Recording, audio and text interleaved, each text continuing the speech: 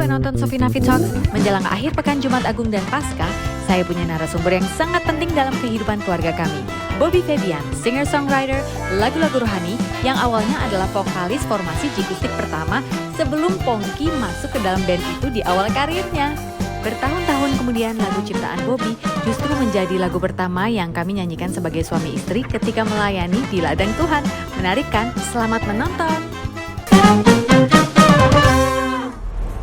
Hai, kita bertemu lagi dalam Sofi Nafi Talks You Are Loved. Dan hari ini saya punya seorang teman lama, sahabat keluarga, musisi, penyanyi, A&R juga, ayah dari 4 orang anak, banyaklah pokoknya kebisaannya. Bobby Nur Febian. Ya kan, kan ada nurnya itu loh, ya. Panjang toh, harusnya bener itu, kan itu? ya bener-bener, cuma Febian Nur Robi harus dibalik. Oh salah ya? Iya. Oh, salahin sahabatnya. Kata dia enggak, itu Bobby-nya di depan. Oh iya. Oh jadi enggak. Febian. Jadi Febian dulu, ada Nurnya, terus belakangnya Robi sebenarnya. Ah, jadi nggak pernah Bobby nama Enggak. lu? Serius? Iya, saya juga nggak tahu dari dulu siapa yang manggil saya Bobby. Awalnya siapa yang manggil Bobby? Keluarga dari tante. Tunggu sebentar. Dari sepupu-sepupu gitu, kayaknya panggil Robi nggak enak gitu, itu panggilnya Bobby. Karena zaman itu ada artis ngetop zaman dulu kan, artis kecil. Sekarang udah gede juga. Siapa Robi siapa? Bobby juga namanya. Oh Bobby. Iya kan, Bobby Sandora. Bobby nah Sandora. itu gara-gara itu jadi dipanggil Bobby aja gitu. Oh gitu. Tapi sebenarnya namanya Robi. Robi. Waktu lu dipanggil Bobby, ibumu nggak protes, Nggak, bapakmu nggak protes. Udah biar Lebih aja. aneh lagi dulu dipanggil mama saya, panggil saya Baby. Ya nggak apa-apa, kalau baby kan namanya ibu ke anak ya. Iya. Tapi babynya bukan baby gitu. Oh. Beb gitu. Beb Jawa Baby gitu. Jawa, Mas. iya. Tapi mamamu ini loh, apa namanya, itu udah bernubuat loh. Zaman sekarang semua orang manggil pacarnya pas suaminya beb gitu ya. Iya. Bedanya cuma penekanannya aja lebih beb gitu. Beb gitu. Baby. Jadi ternyata Febian Nur Robi, iya. tidak ada Bobby-nya. Tidak ada Bobby-nya. Padahal pertanyaan pertama saya tadi adalah, Bobby itu nama beneran atau dari Robert jadi Bobby kan gitu ya biasanya. Ternyata bukan, namanya Robi. Bahkan sahabatnya aja di sini nggak tahu. Salahkan namanya pembisikmu Robi. itu. Iya. Kamu nggak tahu kan namanya Robi aslinya? Nah, itu yang dia kembar-kembar kan Oh. Febian Nur Robi. Bobby. Nur Febian. Bobby Febian. Bobby Bobby Febian. Febian. Bobby Febian kan sekarang Ya, jadi ya. nama brand Ya. dong, nama sebuah brand. Ha-ha. Oke. Gini, Bobby ini ya buat teman-teman yang masih tunggu ya, kayak pernah lihat ya Mas ini di mana? Mas. Mas ini di mana? Mas bapak-bapak anak 4 ini. Dia ini adalah seorang musisi. Jadi asal Jogja sama dengan suami saya. Satu SMA ya. Iya, iya. Terus mungkin enggak bukan Mbak, saya pernah lihat lagi di mana. Karena Bobby ini adalah seorang musisi gospel rohani. Yes. Sudah banyak album, single, you name it, yang sudah dihasilkan oleh seorang Bobby Febian yang nama aslinya Febian Nur Robi. Ulang-ulang aja terus ya. Sebuah fakta Mahal ya. banget kayaknya itu nama ya. Mahal loh, Iya, karena iya. Febian tuh artinya kan lahir di bulan Februari gitu Iya maksudnya. juga. Lu nggak lahir Februari, astaga. Aduh.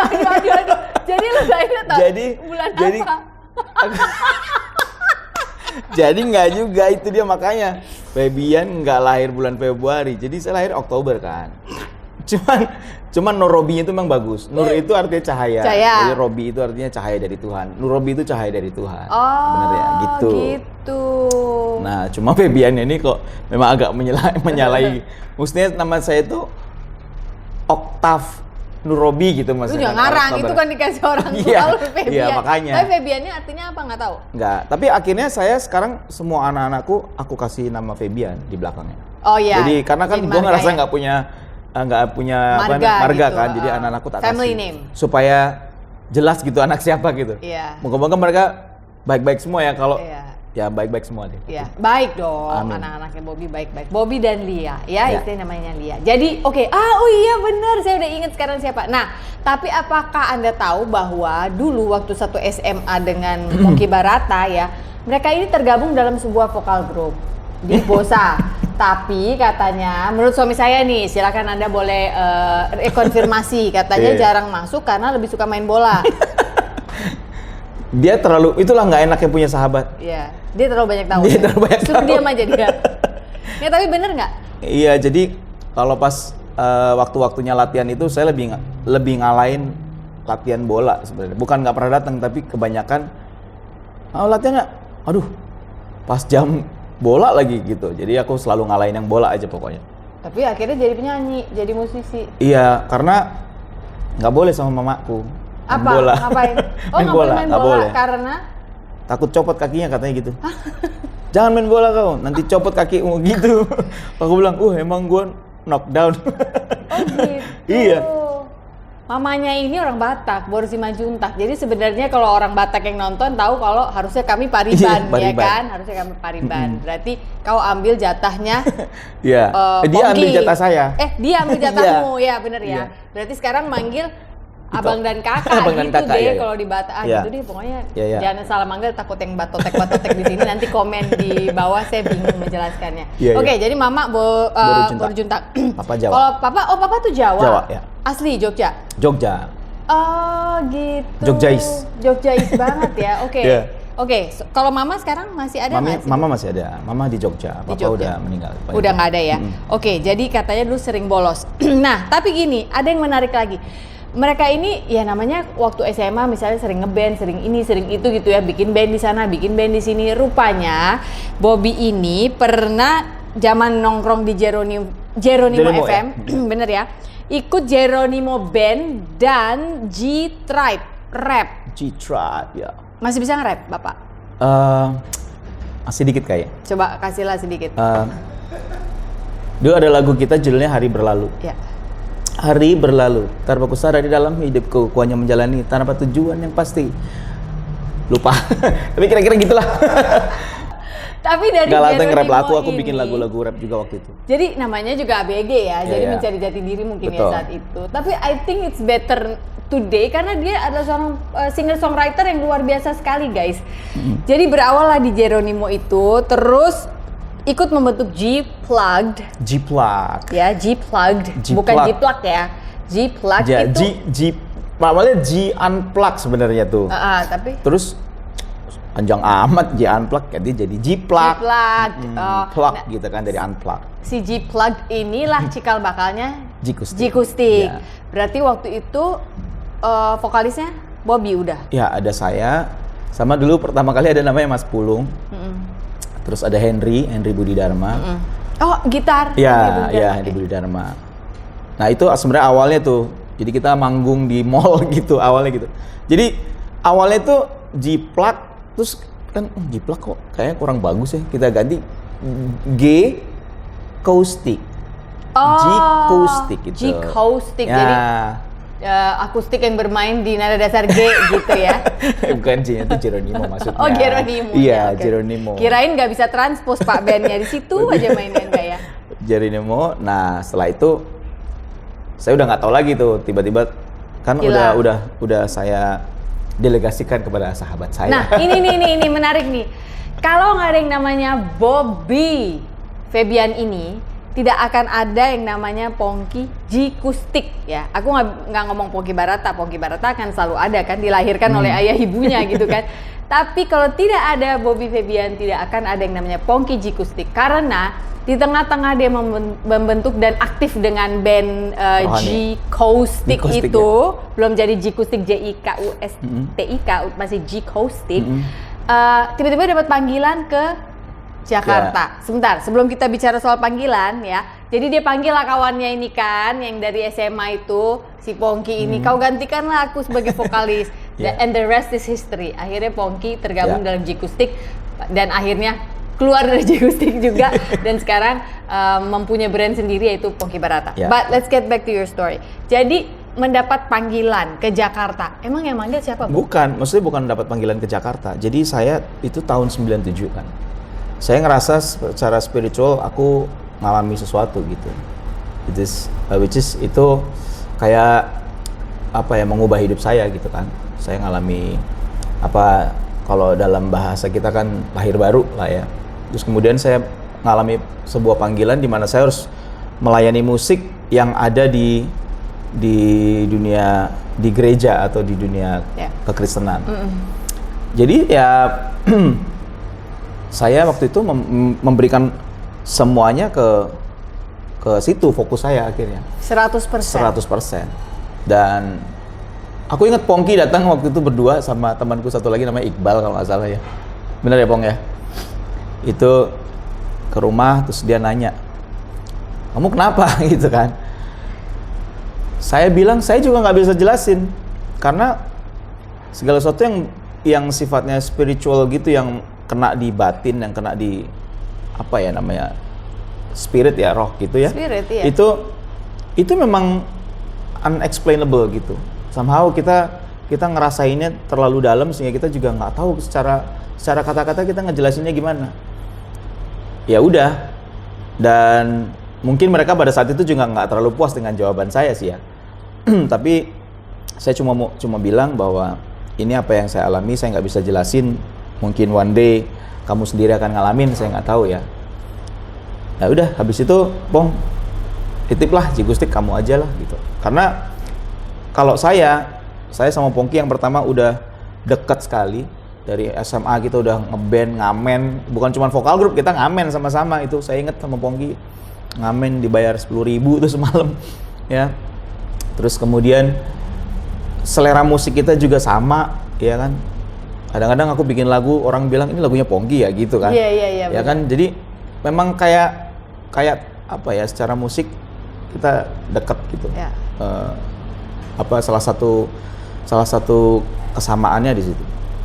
Dan aku lihat secara teknik, secara kemampuan, secara segala sesuatu lah, Pongki menurut saya one of the best. Jadi Pongki aja lah, nggak ada pilihan lain gitu. Saya pikir it's the best lah gitu. Ya udah. Dan saya nggak tahu lagi habis itu mau seperti apa. Cuma seringkali saya itu ngerasa begini. Kalau ada orang bilang, wah kalau nggak ada, kayak tadi Sofi bilang, kalau nggak ada Bobby, nggak ada Pongki Jigustik ya. Kita nggak pernah tahu itu. Karena kalaupun pada saat itu vokalisnya saya, belum tentu Jigustik sehebat itu gitu loh. Iya. Ngerti nggak maksudnya? Jadi memang udah formulasi yang sudah harus ada. Formulasi ilahi yang sudah ditaruh di situ. Iya. Gitu. Ya, udah timingnya harus Udah begitu, eranya harus berubah. Betul. Gitu ya. Betul. Kesana lah arahnya. Iya. Iya sih, benar. Kalau mau dicari jawaban wisdomnya memang seperti itu. Iya.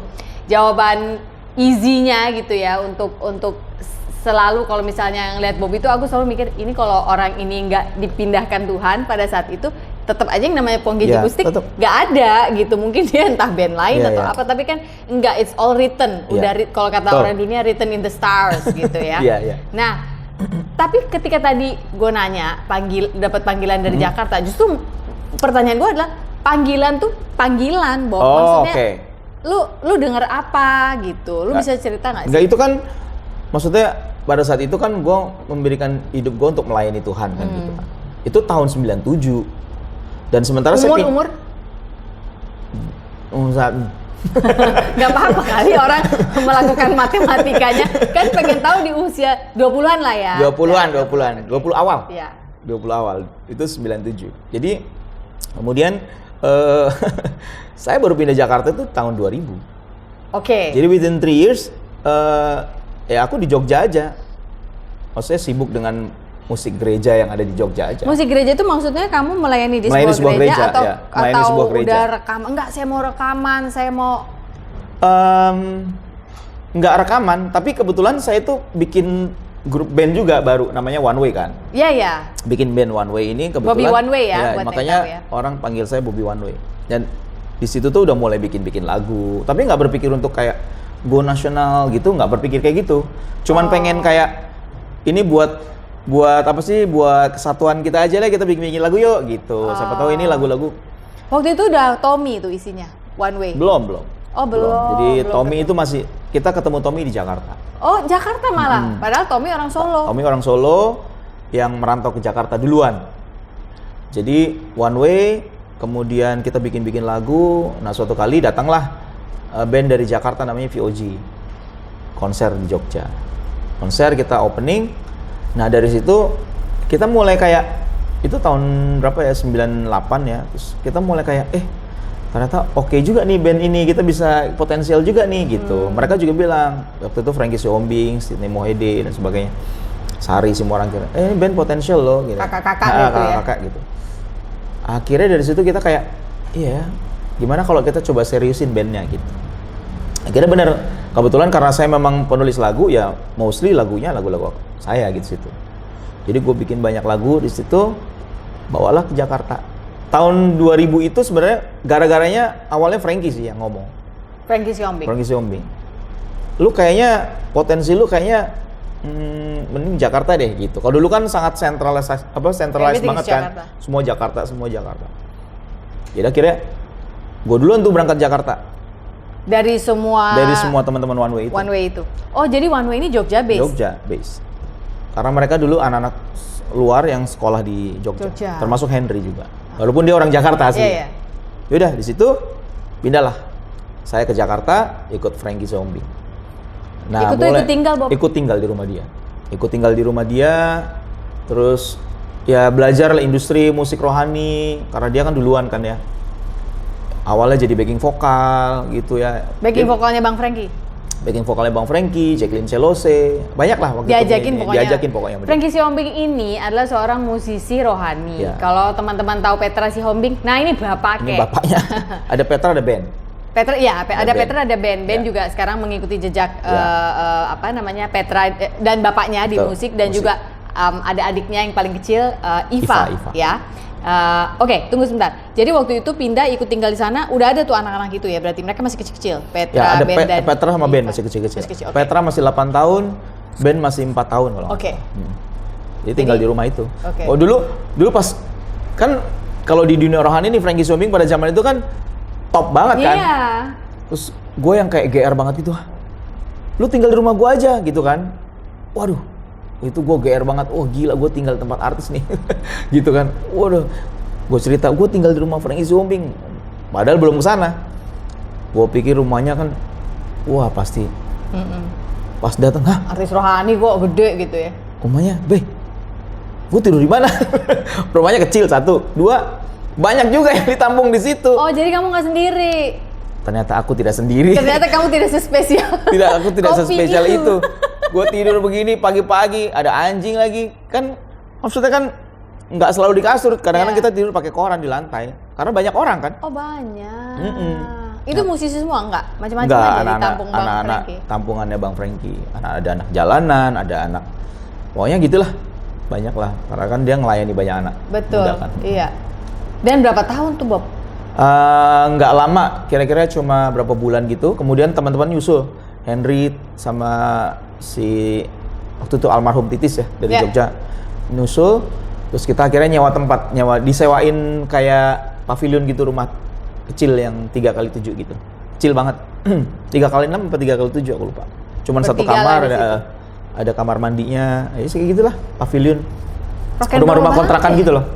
Iya, iya kayak gitu. Rumah-rumah kontrakan? Iya. Lu kan pernah ke rumah kontrakan gua waktu masih di Kemang Timur gak? Yang kecil Tahu, banget. iya, Nah, iya. segitu? Tapi Iya. itu 2 kamar waktu itu. Ini 1. Oh, ini lebih kecil lagi. Penghuninya gede-gede. Iya, kebayang sih. Henry ya, Titis. Iya, gitu. Titis, Henry, oh gede-gede semua. Saya doang yang paling kecil. Nah, waktu itu berkumpul satu rumah, mungkin ngegonjreng bareng lagi, bikin lagu untuk workshop enak, brotherhood gitu ya. Tapi apa kata ibumu di Jogja? Oh, kalau orang tua saya waktu itu sangat support banget karena Nggak kan lihat living conditionmu nggak? gini, papa mamaku tuh kan udah lebih rohani dari saya. Cara berpikirnya lebih pokoknya lebih anak saya mengalami proses panggilan dari Tuhan melayani, Biarkan. udah pasti dia akan Jadi. dipelihara Tuhan Ya. gitu. Jadi mereka don't mind banget. Oh. Jadi mereka nggak pusing. Padahal kamu sama orang sekali. pertama kan, Iya. maksudnya the first in the Iya. family, terus udah gitu merantau pula, nginep Dulu di kan, rumah orang. ya pula. dulu kan berpikirnya karena tinggal sama Frankie makanya mereka secure. Oh. Oh, anak gue udah ikut artis top gitu. Dia nggak tahu gue tidur di lantai. Mungkin baru kali ini dia tahu. Iya. tapi ya, itu kan zaman dulu. Zaman sekarang coba kalau anak kita mau ikut artis top juga kita pasti satu alis naik mikir. Zaman sekarang kan betul. kualitas manusianya udah berbeda ya, Bob. Iya, Coba betul. sekarang tiba-tiba anak lo suruh ikut pesenam ritmis top gitu, lo kasih nggak? Iya, Gemma? belum tentu sih. Belum tentu. Belum tentu, Itu belum tentu. makanya jadi kayaknya waktu itu keadaan juga apa ya, Tuhan pegang semua sehingga saya lagi bentuk gitu. Ya. Jadi nggak ada yang protes, nggak ada yang apa gitu ya, Bob? Waktu saya mau berangkat ke Jakarta, saya bilang sama papa saya, "Pak, aku kayaknya mau ke Jakarta nih, aku mau pelayanan di Jakarta." Oh, papaku bilang gini, "Oh, nggak apa-apa. Tuhan juga sepertinya udah kasih peneguhan di hati papa gitu. Kamu pergi aja." Gitu, jadi direstui, dirilis saya dengan baik. Oh, jadi kamu perginya nggak ada beban Nggak ya? ada beban sama sekali, benar-benar kayak pergi in blessing gitulah. Apa bedanya, Bob? Menulis lagu, katakanlah duniawi sekuler, dengan menulis lagu yang kamu tahu akan impact kehidupan banyak orang karena berbicara tentang kebaikan Tuhan. Yang pertama, kalau kita bicara tentang penulisan lagu-lagu sekuler, lagunya itu kan kita bisa karang-karang aja. Artinya, ya memang pada dasarnya semua lagu yang jujur pasti akan powerful. Tapi kan kita nggak ada beban, kalaupun kita ngarang-ngarang yang Tema yang kita tema-tema yang inginkan. inginkan, kita nggak terlalu pusing. Tapi kalau di rohani itu memang gini loh, ada sebuah kerinduan, ada sebuah beban di mana gue sebagai penulis lagu, lagu ini harus jadi berkat gitu, dalam tanda kutip ya. Bahasa kita jadi berkat, tapi sebenarnya lebih harus nyentuh hidup orang sampai orang tuh benar-benar sampai kayak, iya ini gue ya gitu. Nah itu I'm seen. itu harus benar-benar kayak, ya kamu harus lewatin itu gitu. Kamu benar-benar menulis lagu-lagu yang benar-benar kamu lahir dari kamu gitu. Kalau di Alkitab kan ada Daud itu bisa nulis puluhan pasal karena dia mengalami apa yang dia nyanyikan. Karena pada dasarnya worship adalah pengalaman yang dinyanyikan gitu. Jadi kalau kita bisa menyanyikan pengalaman-pengalaman itu, mengemasnya jadi lagu yang baik, itu pasti lebih tajam gitu ke hati, ke jiwa orang. Itu bedanya sih. Gini, menulis lagu agar bisa sampai ke hati orang, tajam, ada impact, orang itu merasa dilihat oleh yang menciptakannya gitu ya. Kan itu sebenarnya goalnya seperti itu. Tapi kan itu nggak gampang ya, Bob. Maksudnya begitu ada ide, terus mau dituangkan, belum lagi batasan-batasan yang diberikan oleh teman seband, produser mungkin saat itu, label, menghantarkan itu sampai goal tuh loh, Bob. Itu Ya. mentalitas apa yang harus seseorang punya? Kebetulan sih memang sebenarnya ini enaknya ya kalau di rohani itu pada saat kemarin ya, pada saat waktu pengalaman saya menulis lagu, karena memang aku tuh diberi kayak kebebasan penuh. Semuanya itu nurutin saya. Pada Jadi, saat one way itu? Iya, kemarin? jadi aku mau bikin lagu apa aja asal itu enak, ya udah Boleh. dikerjain sama mereka. Mereka pasti nggak akan komplain, ini ganti dong liriknya, nggak akan kayak gitu. Nggak kayak gitu. Jadi teman-teman mereka semua sangat respect banget waktu aku nulis lagu. Mereka nggak akan ikut campur dalam merubah lirik lah, merubah melodi, mereka nggak akan. Termasuk apalagi produser. Karena produser paling akan ngomong, kayak lagunya belum ada yang kuat nih, boleh bikin lagi nggak 1-2 lagi gitu. Cuman gigi doang, tapi mereka nggak sampai yang kayak di sekuler kan, sampai yang mungkin kayak ini chorusnya nggak enak nih, tuker dong, ganti dong gitu misalkan. Kalau di rohani so far sih belum sampai kayak gitu. Sampai saat ini juga masih begitu, rohani? Masih begitu. Dan itu terjadi pada semua musisi rohani lain yang kamu Saya kenal? nggak tahu, Oh, saya oke, nggak oke. tahu. Siapa tahu kamu udah pernah nanya. Saya nggak tahu. Tapi pernah sekali, cuma kayak kasih suggestion aja. Bob, ini kayak ujungnya kalau di lebih simple gimana? Oh, tapi kan saya tahu secara teori nulis lagu, oh ya ini terlalu complicated, saya ganti. Tapi nggak sampai yang tidak ada intrik lah gitu istilahnya. Sampai ngegolin itu Sampai lagu boleh, ya? nggak ada masalah. Apalagi sekarang ya, yang dimana kita semua udah jadi produser pada diri kita sendiri, Iya. jadi doesn't matter. Iya, sekarang kan easier untuk membuat Iya, sebuah karya, betul. digital platform ada di mana-mana. Iya, One Way dulu sangat oke. Sekarang juga, apalagi sekarang kita kan kerjasama dengan banyak arranger. Mereka nggak pusing sama sekali sih. Gitu ya? Oh, wow, menarik ya. Tapi pakem-pakem menulis lagu seperti biasanya orang sekuler tetap masih Ya, terpakai basically dong? kan sama aja. secara teori kan basically sama aja. Bait. Ya kayak gitu sama aja. Cuma mungkin lebih ke wordingnya aja ya. Iya. Wording kita. Nah itu kan yang harus ada apa ya? Ada kita merasa dirangkul, ada yang ngasih tahu kita words-nya harus apa. Nah makanya kalau itu lahir dari sebuah pengalaman, kayak misalkan gini, ketika saya ngerasa bahwa, aduh, gue tuh lagi ngerasa bahwa gue tuh bukan siapa-siapa, terus gue tuh ngerasa memang semuanya ini karena Tuhan gitu. Ya jujur, kalau saya lihat diri saya sekarang, saya maksudnya bukan penyanyi sekuler yang, ya maaf ya, kalau rohani itu kan kita terbatas, dalam arti diundang juga nggak mungkin ngomongin tarif, ya kan? Adalah waktu-waktu tertentu, tapi kan sangat jarang sekali. Diundang nggak pernah ngomong tarif, Bob. Iya, Kalau di dunia rohani. Iya, nggak pernah ngomong. Maksudnya 90% kita tidak akan ngomong tarif. Oh. Karena mostly kan kita ke gereja, kecuali mungkin acara Christmas, kantor Company, apa gitu, ya. company apa, nah baru kita bisa ngomong. Tapi kalau kayak gereja, Kak, ini agak sulit kita gitu. Jadi itu masih apa ya, masih tabu lah ya. Tapi sebenarnya menurutmu boleh nggak sih?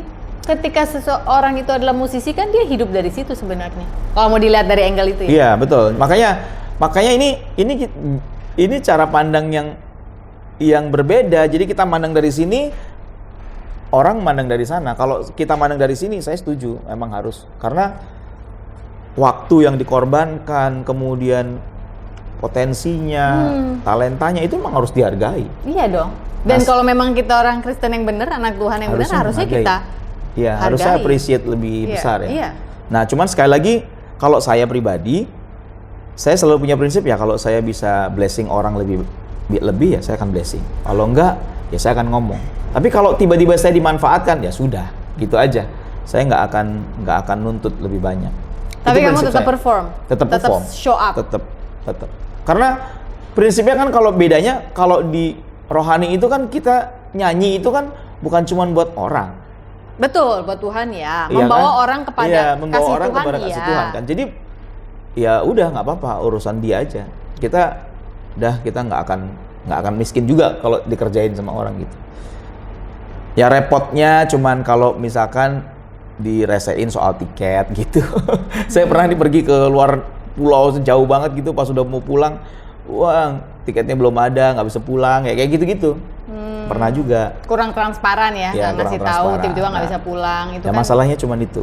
Ya. Dan disitulah letak kembali menaruh iman kepada Tuhan bahwa kamu akan dijaga ya, dipelihara. Betul. Ya. Itu satu. Yang kedua, disitulah letak di mana memang waktu kita yang disebut melayani itu benar-benar akan ngalami yang kayak gitu-gitu. Menarik ya kalau kita melihat dunia melayani dalam bidang musik. Ya. Mungkin teman-teman sudah terbiasa melihat ketika dia hamba Tuhan, dia pendeta, dia penatua, dia diaken gitu ya. Ya. Tapi musisi ini juga adalah departemen orang-orang yang membawa orang kepada Tuhan juga. Lalu bagaimana dengan mereka? Apakah hidup mereka terpelihara? Speaking of terpelihara, aku tahu Bobby pernah kerja di sebuah label musik rohani, benar ya? Selama berapa tahun jadi A&R di label tersebut? 7 tahun mungkin ya. Oh lama juga ya? Lama. Berarti kamu ngantor? Iya, ngantor. 2005 sampai 2012, hampir 2012, 6 tahun lah. Berarti udah nggak ada lagi labelnya? Labelnya juga udah nggak ada. Udah nggak ada? Lah, lagu-lagumu di situ gimana, Bob? Maksudnya kan pasti ada yang master punyamu. Iya. What are you doing with it? Kan saya bicara dalam konteks ini nih teman-teman. Sekarang ini kan semua udah di digital. Kita harus own ya. Kita harus memiliki dan memelihara milik kita yang dulu ada di bahasanya analog itu. Kita ambil, kita digitalize. Kalau zaman dulu notaris itu ngurusin tanah yang di bawah.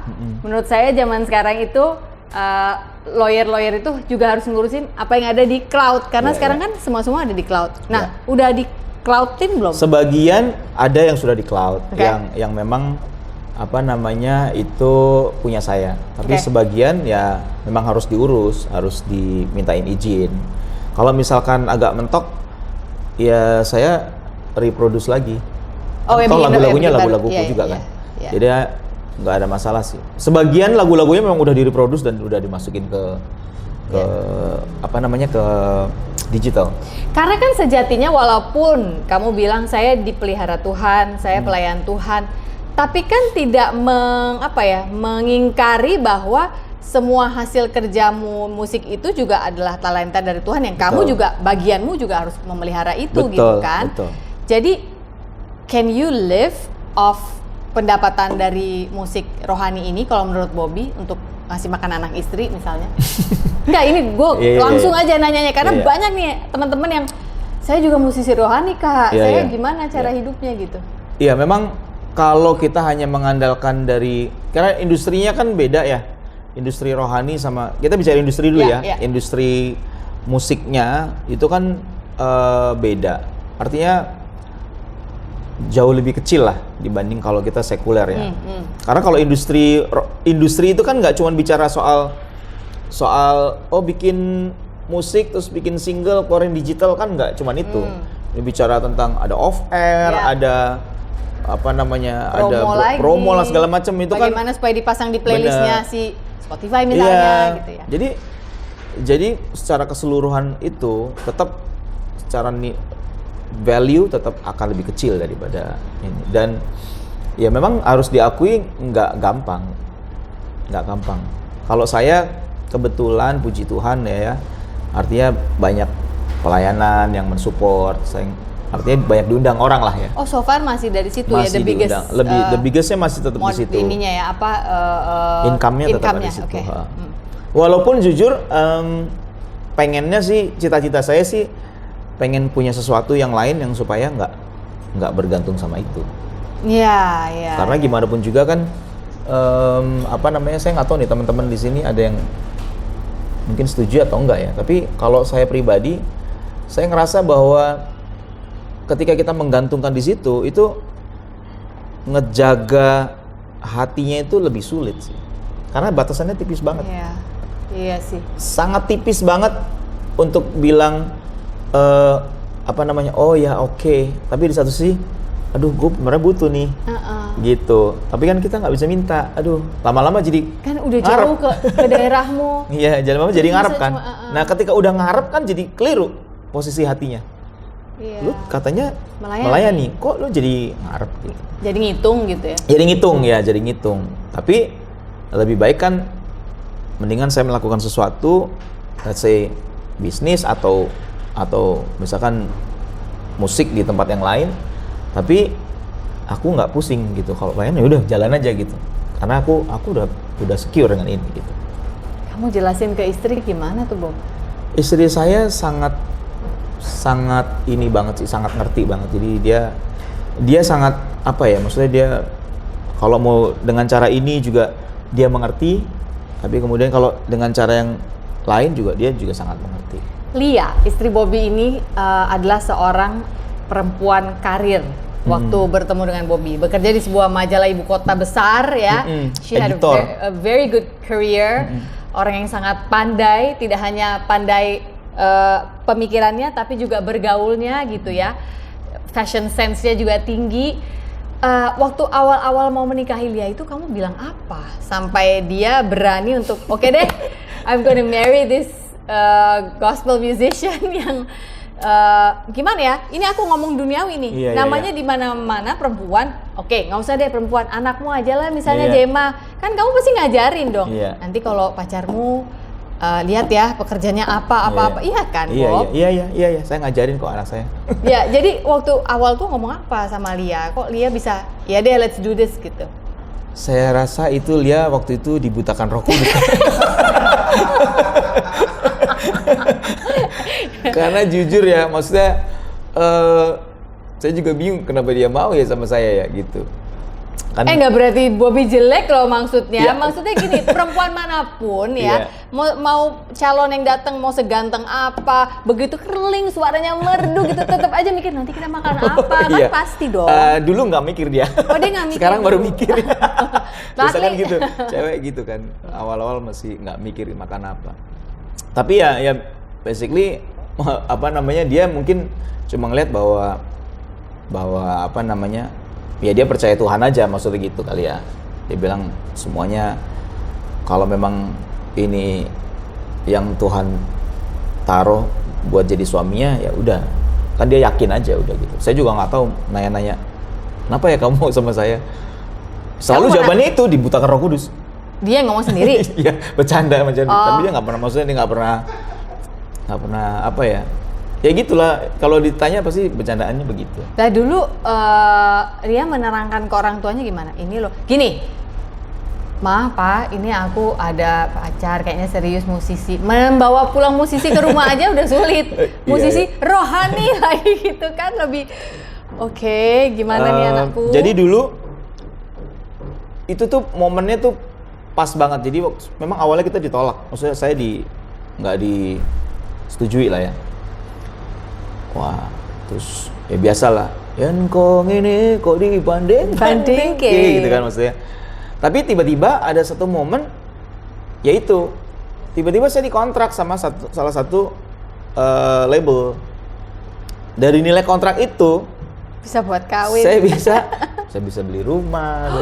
Jadi pada saat itu langsung kayak, oh ternyata dia tidak separah itu gitu. Ternyata dia tidak separah itu. Iya. Nah dari situ mulai ya orang tuanya, oh ternyata memang Bisa kok. apa yang dinyanyikan itu benar-benar dihidupi. Artinya kalau kita ngomong tentang iman, tentang pemeliharaan Tuhan, ternyata memang benar dipelihara Tuhan. Itu Itu langsung orang tuanya langsung nih gitu kira-kira. Iya. Dan itu kamu rasakan sampai hari Iya sampai hari ini. Anaknya Bobby ini ada 4. 4. Ya, yang pertama itu namanya Elroy, yang kedua Jemima ya? Jema aja, Jema. Yang ketiga my favorite Eden. Ya. Terus yang keempat Noah. Oke, 4 anak ya. Jema satu-satunya perempuan. Suatu hari kalau Jema bawa pulang seorang musisi kayak kamu juga. Ini nanya aja. Ya kan sekarang posisinya udah berbeda. Yang satu udah merasakan, udah duduk di sebelah sini, lalu anaknya bawa pulang. Ini Pak, ketemu di gereja, dia katanya juga lagi mau rekaman Pak, sama gitu. Gimana tuh? Satu-satunya anak perempuan lo nih. Satu-satunya anak perempuan. Saya itu cuma ngomong sama Jema, karena ini pengalaman saya ya. Artinya pengalaman saya tuh, artinya aku tuh banyak bikin salah dalam kehidupan. Aku berusaha untuk supaya Jema nggak ketemu orang-orang dengan kesalahan yang sama dengan seperti yang saya buat. Jadi saya bilang sama Jema, kalau kamu cari pacar, yang pertama banget saya bilang, dia harus tepat waktu. Tepat waktu? Yes. Harus tepat waktu ya Jem. Soalnya Alkitab bilang, ajar kami menghitung hari-hari, supaya kami beroleh hati bijaksana. Jadi, kalau orang itu nggak menghargai waktu, dia tidak akan berpikir untuk melatih hidupnya menjadi orang-orang yang wise. Jadi, dengan kata lain, kalau waktu aja dia tidak hargai, sulit untuk dia menghargai yang lain. Menghargai duit, menghargai hubungan, menghargai apa gitu. Nah, saya ini kan termasuk orang yang sebenarnya agak selebor gitu. Saya sadar saya punya kekurangan di disiplin waktu terutama ya. Ini aku benar-benar berusaha untuk jadi lebih baik gitu. Dulu kan saya terkenal banget kalau di one way itu, kalau Bobby ketinggalan pesawat, udah biasa, udah biarin aja lah gitu. Iya, dulu aku tuh kayak gitu banget, parah banget lah. Sampai adalah ngaco akhirnya lah. Jadi rugi kan Bob kalau Ya, ketinggalan rugi. pesawat kan Betul. beli tiket lagi. Jadi kayak siapa kemarin ya, kenapa Bobby tinggal pesawat? Oh udah biasa. Jadi udah nggak ke teman-temanku tuh kayak Henry dan sebagainya, mereka udah kayak kalau tinggal pesawat kenapa gitu, enggak. Mereka kayak oh iya biasa itu dari dulu gitu. Tapi kan saya nggak mau gitu terus. Nah itu satu. Yang kedua, Jem, kalau cari cowok jangan yang based on keren gitu, karena nggak ada gunanya gitu. Keren, ini tapi kan terkenal. bapaknya keren. Iya, maksudnya terkenal ini segala macam, nanti ujung-ujungnya dia tangguh nggak dalam kehidupan gitu maksudnya. Gitu. Karena kan saya belajar sesuatu nih, menjadi laki-laki itu bukan tentang dia punya apa, tapi menjadi laki-laki itu tentang seberapa cepat dia bisa bangkit waktu dia tuh jatuh. Jadi begitu dia misalkan masalah di bisnis, jatuh. tapi langsung bangun lagi, bangkit lagi, bikin lagi ini. Nah itu kayak gitu ya, Jem. Jangan yang menangisi hidup, merenungi nasib, ya gitu-gitu. Jangan, saya bilang. Nanti dia aja setengah mati sama hidupnya, apalagi mikirin kamu, nggak mungkin. Jadi cuma 2 hal itu sih yang aku bilang sama Jem. Udah ngerti tuh Jema umur segini? Belum. Kayak rasa sih belum ya. Dia masih gitu. Tapi saya tuh yakin begini, apa yang kita tanamkan itu kan akan tumbuhnya mungkin nggak sekarang. Iya. Karena benih itu mesti mati dulu kan. Iya. Supaya dia bisa tumbuh. Yang penting kan ditanam kan Betul. gitu ya. Kalau kita nggak pernah tanam. Gue juga nggak tahu sih dia bakal ingat apa nggak. Cuman dari kecil aku selalu ngomong Jema begini. Jema, kamu cantik, kamu hebat, dan kamu baik dan kamu berharga. Selalu 3 hal itu saya ngomong sama Jema. Kamu cantik, kamu baik, kamu berharga. Jadi saya tanamin sama dia, kamu tuh perempuan yang berharga. You have to value your apa ya? Worthiness. Iya, kamu harus tahu itu, kamu berharga. Jangan sembarangan kasih keberhargaan kamu tuh ke orang. Udah aku selalu ngomong itu terus ke Jema dari kecil. Boleh cek tuh ke Jema. Cuman sekarang dia, kalau dulu kan Jema cantik, Jema baik, Jema berharga gitu. Sekarang Jema apa sih Dad? gitu. Iya. Gitu. ABG kan, rolling their eyes. Tapi bener Bob, menurut aku kalau nggak ditanam, karena kita berpikir anak juga belum ngerti, nanti keburu nggak ketanam. Sementara kan menanam untuk menikmati hasilnya perlu bertahun-tahun, nggak bisa dong. Oh udah siap nih, terus saya tanam gitu. Saya aja tiba-tiba ingat kok apa yang pernah dibilang papa saya waktu aku masih kecil. Apa contohnya? Iya, misalnya kayak hal yang sepele, kamu tuh jangan suka nunda. Gitu-gitu tuh hal yang sepele banget kan sebenarnya, tapi kemarin-kemarin saya lupakan, tapi tiba-tiba iya benar juga ya bokap gue dulu ngomong kayak gitu, hal-hal yang sepele banget ya. Apalagi yang prinsipal dan apa itu namanya tuh. Kalau si cowok-cowok apa nasihatnya? Kalau cowok-cowok selalu saya sama Lia selalu ngomong hal yang sama. Selalu respect woman. Cuman itu yang paling sering kita tanamnya. Lu mesti hargai perempuan. Never lay your hands on girls. Yeah. Ya, jangan pernah ngomong jahat tentang perempuan, jangan ngomong karena your mom adalah seorang wanita, adik kamu seorang wanita. Jangan anggap rendah wanita manapun dalam kondisi apapun.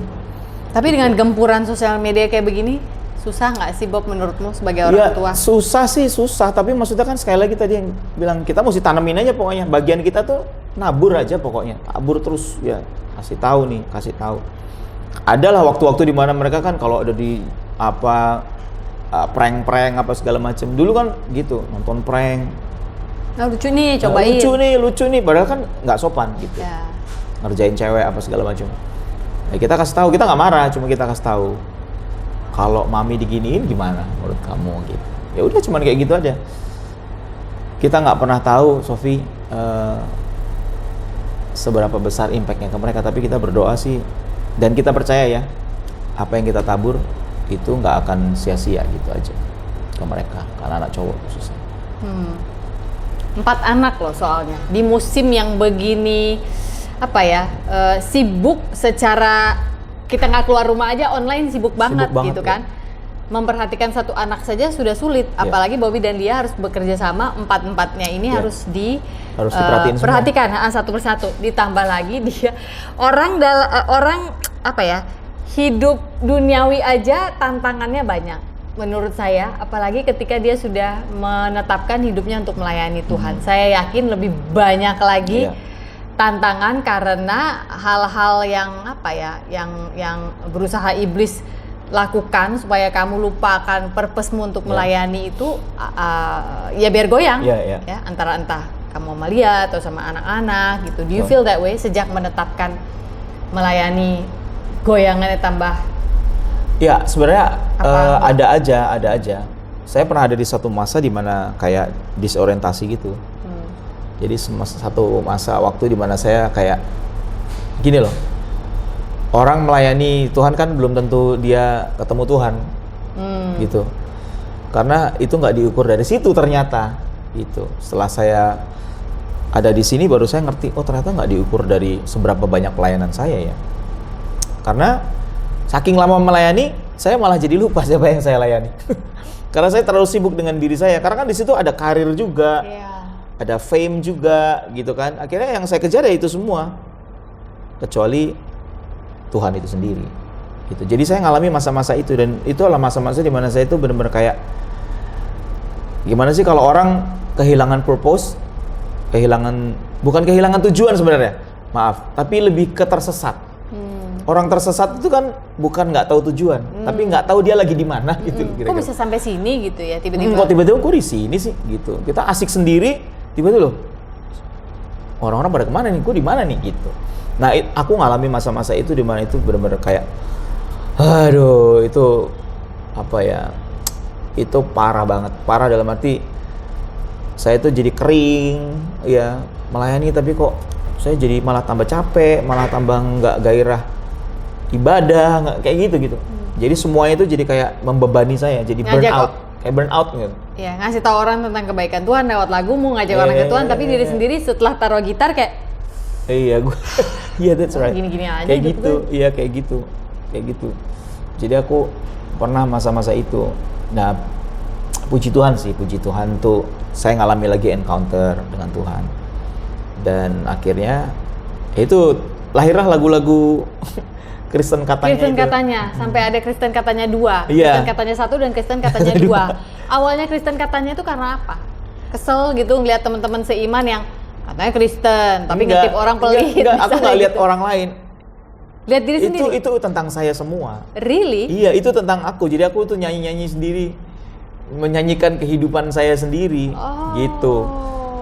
Tapi kirain karena kamu pernah bukan offended ya, pernah ya tersakitilah dengan teman seiman gitu. Enggak. Justru waktu di Kristen katanya itu saya bener-bener nggak pengen nyakitin orang. Sama sekali aku benar-benar cuma pengen menyanyikan diriku sendiri aja. Tapi kan kamu sempat dapat backlash kan di awal Kristen katanya 1 itu, sempat adalah beberapa komen-komen yang mengatakan ini kok teman seiman sendiri diserang gitu. Sebenarnya awalnya justru di tengah-tengah justru. Kalau awal enggak. Okay. Karena dari awal itu saya selalu ini aku ngerti nih lagunya ofensif banget kan lagunya kan. Iya. Berpotensi ofensif. Jadi waktu saya mau rilis ke luar itu saya benar-benar perhatiin banget liriknya tuh. Jadi saya masukin unsur-unsur komedi yang lucu supaya orang nggak ngerasa offended gitu. Jadi orang tuh tersinggung tapi nggak marah gitu kira-kira. Tapi ya ada aja akhirnya di tengah-tengah yang ngerasa kayak sebenarnya menurut saya agak kurang beralasan gitu. Dia marah-marah kayak misalkan contoh lagu waktu itu aku bikin lagu judulnya Mikir, ya kan, judulnya Mikir. Kadang kan kita kan kalau kasih persembahan itu kan kita selalu cari yang kecil-kecil gitu, recehan gitu kan. Nah, tiba-tiba ada yang bilang, ini kok ngomongin recehan, kasihan dong itu orang-orang di pinggir-pinggir sungai yang persembahannya memang recehan gitu. Saya nggak ngomong apa-apa, saya cuma oh ya maaf ya gitu. Pokoknya kalau ada yang kayak gitu saya selalu minta maaf aja. Sorry kalau nyakitin ya, maksudnya nggak kayak gitu. Walaupun menurut saya sebenarnya itu kan bukan ngomong tentang literally tentang nominal, ini ngomong tentang mental gitu loh, mental recehan gitu. Tapi kan kita nggak bisa ngejelasin ke semua orang. Jadi ya pokoknya tiap kali ada orang tersinggung, ini kok begini, sorry ya, minta maaf ya, udah kayak gitu aja. Saya pokoknya begitu udah minta maaf, gue tinggal. Guys, karena orang itu hanya bisa mengerti dari level pemikiran dia pada saat itu. Iya, betul. Kita nggak bisa paksa. Nggak bisa paksa. The best way adalah minta maaf.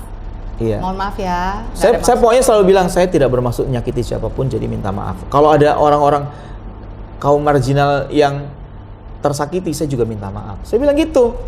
Kalau perlu kita datengin, saya minta maaf. Gitu. Tapi kan itu kan karang-karangan dia. Yeah. Jadi dia juga nggak bisa buktiin apa-apa. Gitu. Oke. Bertahun-tahun berlalu setelah perpisahan Bobby dan Pongki di Jogja. Ini saya mau cerita dari sisi saya. Lalu kami juga berdua menikah, terus udah gitu ya mulai dengan kehidupan spiritual masing-masing, karir masing-masing. Memang sampai saat ini kami berdua juga masih merasa bahwa kami ini adalah ambassador-nya Tuhan di marketplace. Sampai saat ini masih itu calling kami gitu ya. Tapi aku ingat suatu saat itu aku punya satu kerinduan waktu ngajakin Pongki gereja ya. Waktu itu kami gereja di Grip di Jakarta. Kepengen banget dia juga bisa menyumbangkan talentanya untuk untuk gereja lah gitu. Waktu itu kan aku juga udah mulai ikut nyanyi bareng adik-adikku gitu buat gereja. Tapi kan Pongki belum karena mungkin bukan sesuatu yang terbiasa dari dia kecil ya, karena kan different lingkungan gitu. Lalu ketika suatu hari dia mau itu, waktu itu kamu yang pilih ya lagunya ya? Sampai Memutih itu? Enggak. Siapa yang suruh? Bandnya. Oh, bandnya yang main, terus kamu main. Aku denger. Bukannya kamu udah main? Enggak. Oh, oke. Jadi dia udah dengar, terus gara-gara lagu itu, terus kamu tergerak untuk main gitar, terjun. Nah, itu gara-gara lagu Sampai Memutih. Lagu Bobby kan itu ya? Iya, sama Tommy. Dia waktu itu nggak tahu kalau itu lagumu, belum tahu kan? Waktu Iya, itu cuma justru waktu main pendetanya malah nanya, ini kayak lagu Pongki ya. Jadi kembali ke ke obrolan kita ceritamu di tadi ya. awal tadi. Lagu Pongki dan Bobby ini sering dibilang ini lagu Pongki, bukan lagu Bobby, ini lagu Bobby, bukan ini lagu Pongki, karena mereka kayak punya kesamaan nada, frekuensi. Iya. Saya nggak ngerti apa gitu. Jadi waktu dia tahu itu lagumu, kayaknya dia semakin into lagi ya. Mungkin ya, saya nggak tahu. Mungkin nanti saya akan tanya sama dia di rumah gitu. Tapi I just wanna say thank you. Terima kasih untuk lagu Sampai Memutih. Sama-sama, puji Tuhan. Yang kamu ambil dari gila kok dengar lagu itu malah gue yang pengen nangis karena itu mengubah hidup kita banyak banget, Bob. Amen. Lagu itu gitu. Jadi judulnya guys, kalau mau tahu Sampai Memutih, di mana itu sebenarnya diambil dari sebuah verse di Alkitab di mana sampai Ya, Tuhan memutih akan rambutku. menggendongku gitu. Ya, Tuhan akan menggendongku, mau dalam keadaan apapun kita akan tetap melayani Tuhan dan tidak perlu takut karena Tuhan akan selalu gendong kita. Iya. Itu sesuatu yang sebenarnya lo udah tanam ke Iya. keluarga kita. Amin, Ini nggak puji pernah nih Tuhan. kejadian kayak begini, malah host yang berair mata. Puji Tuhan. Ya, jadi judulnya itu Bobby ketika di Saya One belum pernah Way. nanya ke Pongki sih, tapi Oh iya, satu boleh, hal, boleh, satu hal silakan. aku pengen. Silakan, saya. Karena pada saat itu Pongki kan nanya sama saya, lu ngalamin apa gitu kan? Waktu itu. Waktu awal-awal. Waktu dia datang sama Iqbal itu. Uh-uh. Nah, pertanyaan saya, waktu kamu pertama kali istilahnya di Jamaah Tuhan itu, boleh nggak saya tanya juga? Mungkin pengalaman, mungkin perasaannya atau ini ya, mungkin sama. Karena pada saat itu aku ngomong, mungkin nanti kamu ngalamin sendiri. Aku sempat itu ngomong gitu sama Pongki. Aku nggak bisa ngejelasin.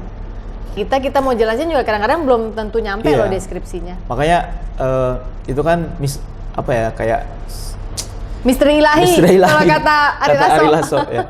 Jadi aku tuh waktu Pongki nelpon, dia kan nelpon dengan gayanya gitu. Woi Bob, gitu kan, dia aku ingat banget. Hah, kenapa Pong? Oh ini lagumu ya gini. Nah dalam hati aku cuma gini, Pong, mungkin kamu ngerasain apa yang saya rasain. Oh, kamu sempat ngomong gitu? Berapa puluh tahun yang lalu. Aku nggak ngomong ke Pongki, aku dalam hati dalam ngomong. hati. Mungkin Pongki ngalamin. Itulah yang aku alami. Aku cuma mau ngomong, itulah yang saya rasakan berapa puluh tahun yang lalu. Waktu itu. Tuhan sentuh hatimu. Gitu, waktu Tuhan menyentuh hati itu kayak bisa lari gitu loh, mau kemana juga. Gitu, luar biasa. Bebek Mas Bob juga Tuhan yang taruh di hatimu. Dia punya warung bebek Iya, ini di Jakarta. Saya itu terus Karena terang Bobby ya. pintar masak. Jadi 2022 itu menurut saya ya sucks dan semua orang bilang 2023 is Going to be the year. Iya, no. Mereka bilang akan worse. Akan worse, oke. Saya udah cuman nggak tahu lagi. You know what? Akhir tahun 2022 saya tuh punya kerjaan, ada kontrak gitu, tiba-tiba dia bilang di-cut dulu ya. I was like, oh my god, Januari, Februari, Maret, terus gue nggak punya, bener-bener kayak Layangan putus. oh my god, gitu. Tapi ya itu Tuhan ya. 2023 ini Januari saya ngomong sama Lia, bebek, aku capek sih sebenarnya. Ternyata restoran is not only about good food, Sebab melayani. it is about management. My goodness, it's about macem-macem kan, lebih banyak lagi variabelnya.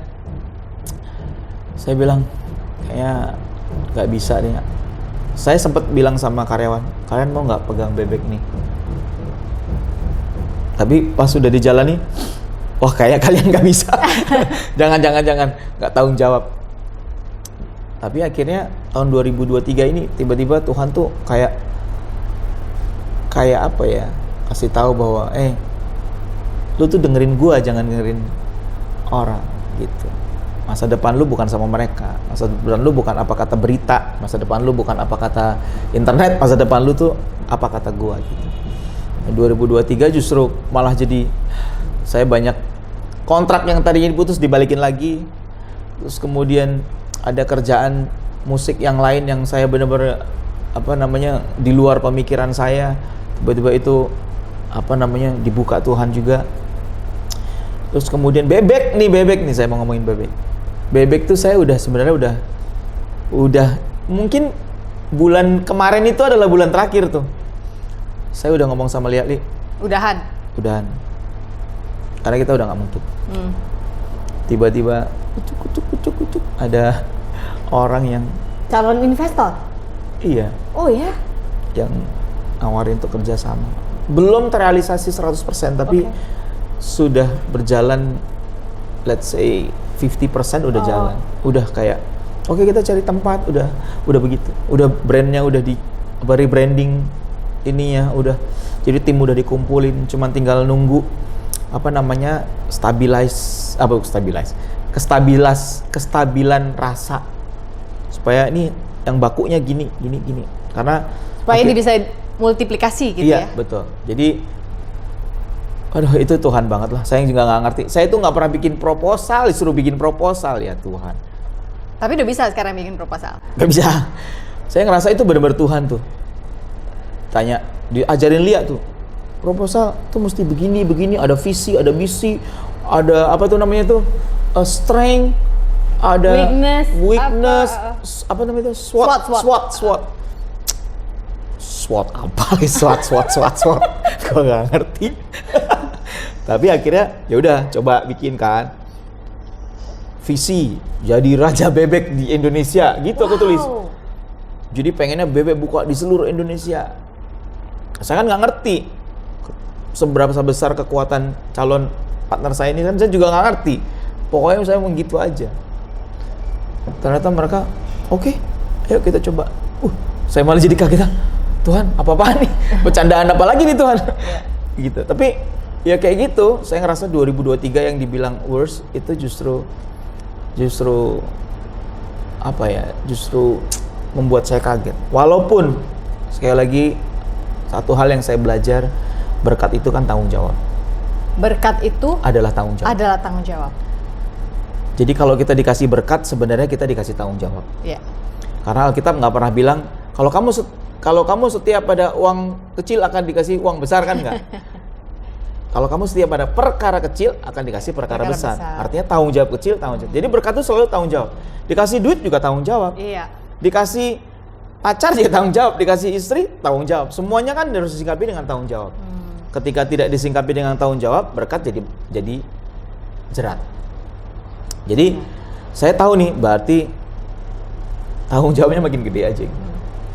Jadi ya puji Tuhan lah tahun ini hopefully Bebek Mas Bob justru bukan tutup, tapi bisa mulai buka cabang.